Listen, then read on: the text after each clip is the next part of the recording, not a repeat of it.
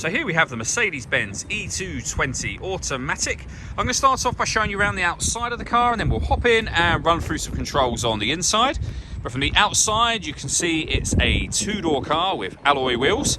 Let's start off inside the boot and then work our way around the rest of it from there. As we approach the back of the car, you can see we have reversing sensors, plenty of boot space there as well, and a 60/40 split folding rear seat.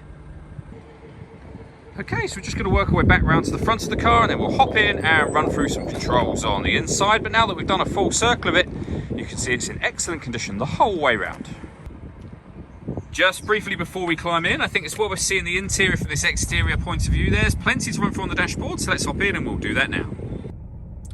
Okay, now that we're inside the car, we're going to start with the dials. On the far left, we have the fuel gauge, followed by a clock, followed by the speedometer, then the rev counter and the coolant temperature gauge on the right hand side. In the center there, you can also see the total miles of this car, which is 67,083, and it will show you what gear this car is currently in as well. As it's an automatic, we are in park at the moment. If we back out to the steering wheel, on the left hand side we have buttons that will change the information displayed in that central section there, and then on the right hand side we have stereo and phone controls. Just behind the steering wheel, we have a minus and plus pedal. That is to change gear manually with this automatic gearbox. Over at the center, you can see the main screen has satellite navigation. You can make various movements on the screen, which you can see me doing just here.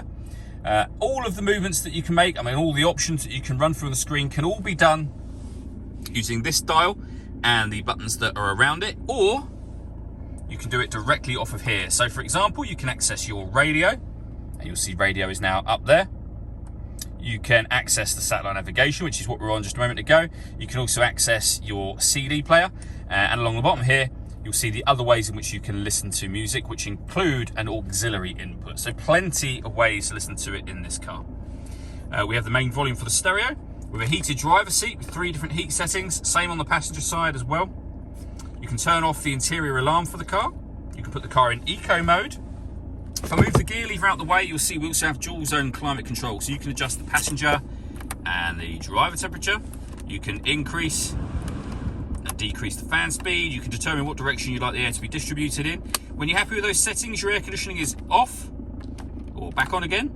Or hit auto. The car will now maintain the temperatures you've asked for, which you can hear it doing by taking full control of the fan speed and the direction of the air for you. Any manual adjustment, like I've just done, will override auto and turn it off. We have this section which will open and close. In there we have a 12-volt charging socket, and then the gear lever for the fully automatic gearbox. It's also worth showing you that both the driver's seat and the passenger seat are fully electrically adjustable as well. On top of that, this car has got a full panoramic glass roof, as you can see. So there's a sun blind that will open up to the rear section just there, and if you want to, you can then open this front section as a proper sliding sunroof as well. All that leaves me to say is thank you for taking the time to watch this video. If you'd like to come and see the car in person and have a test drive, please feel free to give us a call here at Glenbourne's. We'd love to hear from you soon.